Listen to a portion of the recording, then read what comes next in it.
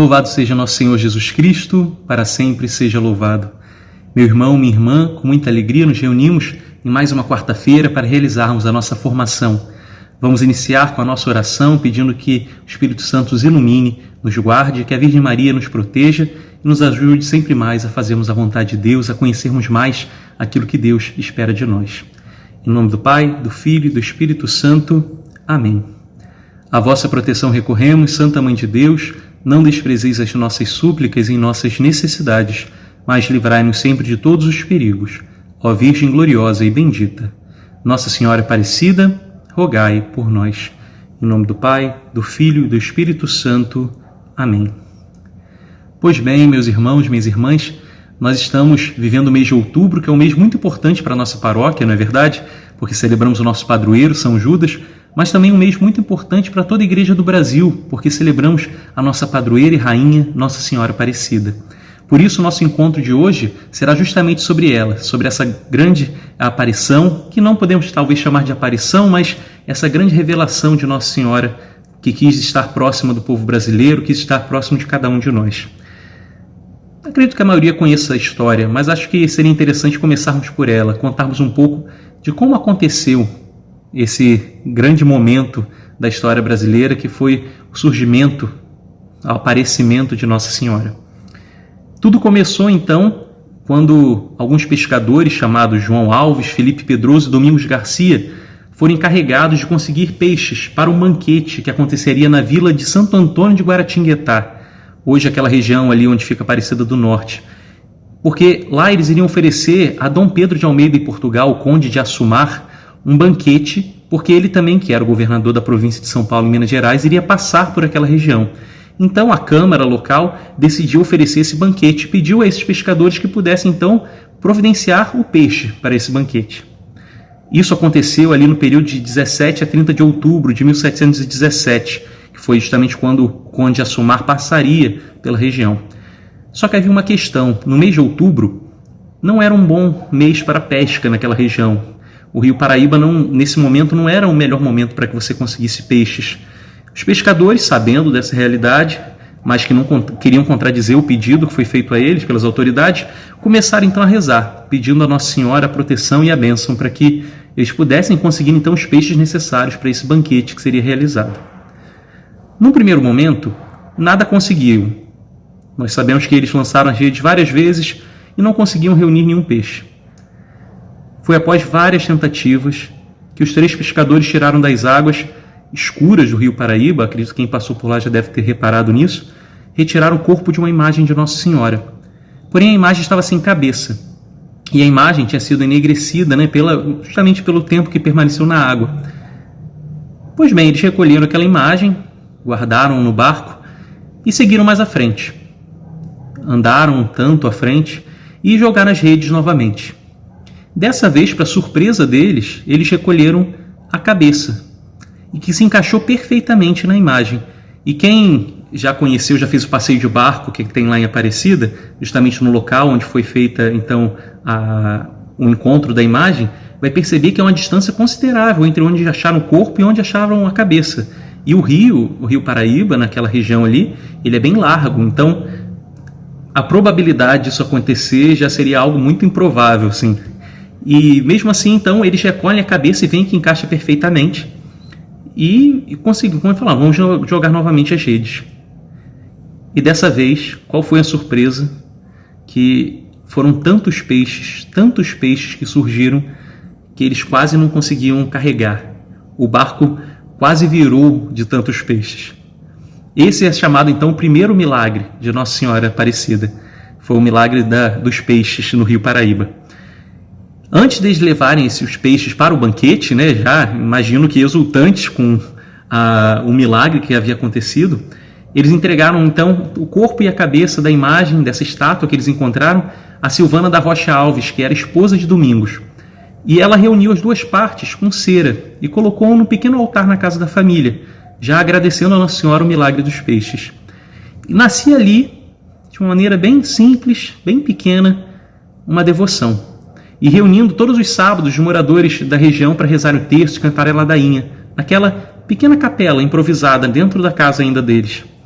Ao longo do tempo, a devoção a Nossa Senhora Aparecida, como ficou conhecida, cresceu de tal maneira e o número de peregrinos foi tamanho que foi sendo necessária então a construção de igrejas cada vez maiores para acolher a quantidade incontável de fiéis que peregrinavam para poder agradecer, para pedir graças e milagres à Virgem Aparecida.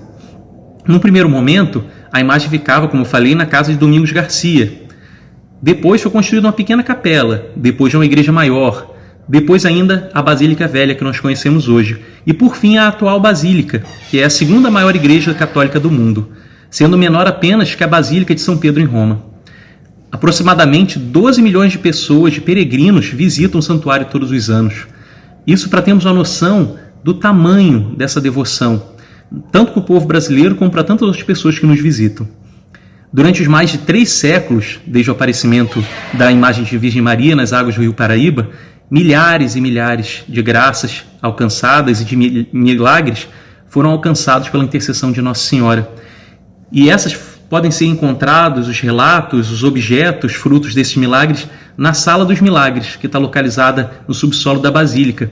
E uma das provas mais contundentes dessa intercessão de Nossa Senhora se encontra ali justamente nessa sala, com os relatos de vários milagres, mas também as multidões que peregrinam de todo o país, de todo o mundo, para terem a chance de se colocarem, mesmo por alguns instantes, no meio da multidão, diante daquela pequena imagem da Virgem Maria. Tão pequena, quando olhamos para a tamanha igreja, não é verdade? Que ela some até no meio daquela multidão que se encontra ali. A Virgem Aparecida, então, conseguiu, ao longo da história, reunir os mais diversos devotos, de todas as classes sociais, de todos os lugares, desde os mais pobres, como também os mais ricos. E é curioso que nós olhamos os milagres que aconteceram ao longo da história, nós temos, como eu disse, milhares de relatos, alguns mais famosos, como o caso do milagre dos peixes, o caso do escravo que, ao parar diante da imagem, pedindo ao seu feitor para que pudesse rezar um tempo ali, tanto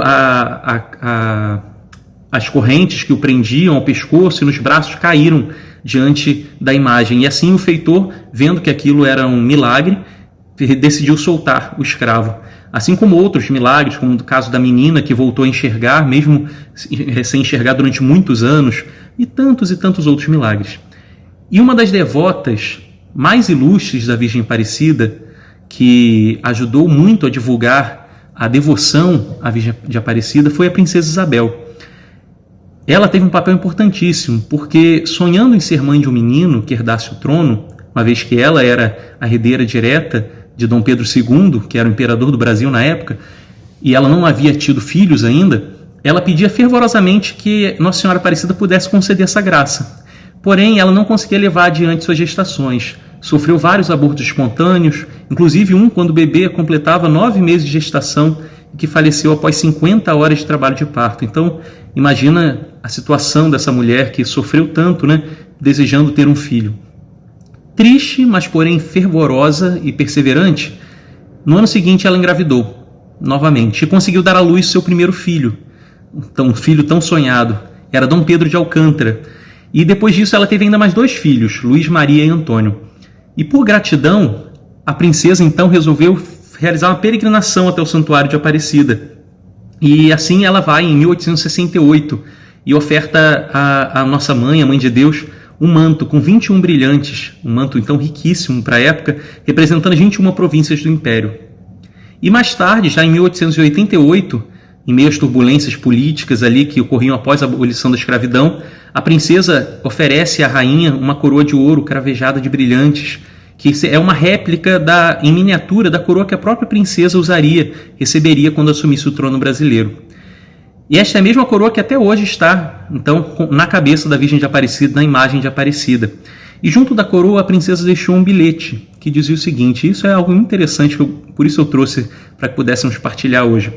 Ela diz o seguinte, eu diante de vós sou uma princesa da terra e me curvo, pois és a rainha do céu, e te dou tão pobre presente, que é uma coroa que seria igual à minha, e se eu não me sentar no trono do Brasil, rogo que a senhora se sente nele por mim e governe perpetuamente o Brasil. O fim da monarquia aconteceria 1 ano depois, não é verdade? Mas, mesmo com o fim da monarquia e a criação da República, já em 1889, então, a devoção não diminuiu. Na verdade, só aumentou. A devoção popular à Virgem de Aparecida só crescia cada vez mais. E ela se expandiu tanto ao ponto de que foi pedido, a partir dos próprios fiéis, dos bispos brasileiros, que a imagem fosse coroada como rainha do Brasil. E assim foi pedido ao Papa São Pio X que concedesse essa honra, e assim foi feito. Em 1904, ela foi coroada então com a coroa que a princesa Isabel havia dado para ela. E no dia 16 de julho de 1930, também a pedido dos bispos brasileiros, foi proclamada então como rainha e padroeira do Brasil por um decreto do Papa Pio XI. E nós percebemos então que a devoção à Nossa Senhora Aparecida, ela é genuinamente popular. Ela não é uma devoção que surgiu de cima para forçada sobre o povo. Ela não nasceu de uma aparição, é verdade, como aconteceu em Lourdes ou em Fátima, mas é uma oferta de Deus, uma resposta de amor, de fé e de confiança dos devotos, de cada um de nós. Na sua primeira visita ao Brasil, o Papa São João Paulo II falou sobre isso, e ele dizia o seguinte: os templos materiais aqui erguidos são sempre obra e símbolo da fé do povo brasileiro e do seu amor para com a Santíssima Virgem. Então, nós percebemos quanto amor o povo brasileiro tem à Virgem Aparecida, a nossa mãe, a Virgem Maria.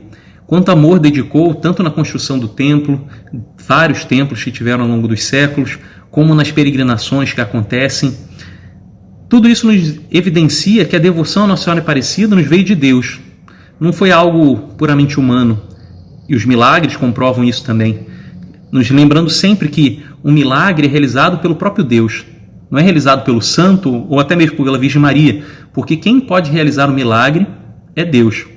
E ele se utiliza de instrumentos, como os santos e a Virgem Maria, para que a sua graça, a sua ação possa chegar até nós.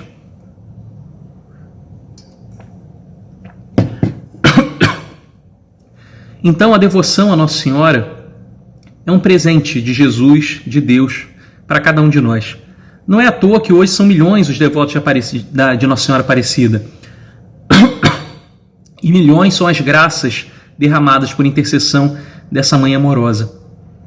Desde as curas milagrosas, a proteção dos perigos, a devoção à Nossa Senhora Aparecida está presente na vida do povo brasileiro, independente, como eu dizia, de classe social, de lugar, de estado. Todos amam a Virgem de Aparecida das Águas, que assumiu essa cor negra, não é verdade? E se identifica com o povo do nosso país. Um povo que é tão miscigenado, que possui tantas características de tantos povos reunidos. Aqui, mais uma vez, Nossa Senhora, assim como em outros lugares, em outras aparições dela, quis se aproximar do povo. Assim como em Guadalupe ela se assemelha a uma Índia, assim acontece também com a Nossa Senhora Aparecida. Ela quis se aproximar do povo brasileiro. E por isso ela vem até nós. E por isso, meus irmãos e minhas irmãs, nós devemos aprofundar cada vez mais a nossa devoção à Virgem Maria, mas não uma devoção puramente supersticiosa, como a gente vê com tantos fazem por aí, uma devoção que não leva a uma conversão, uma mudança de vida, um desejo de santidade sincero.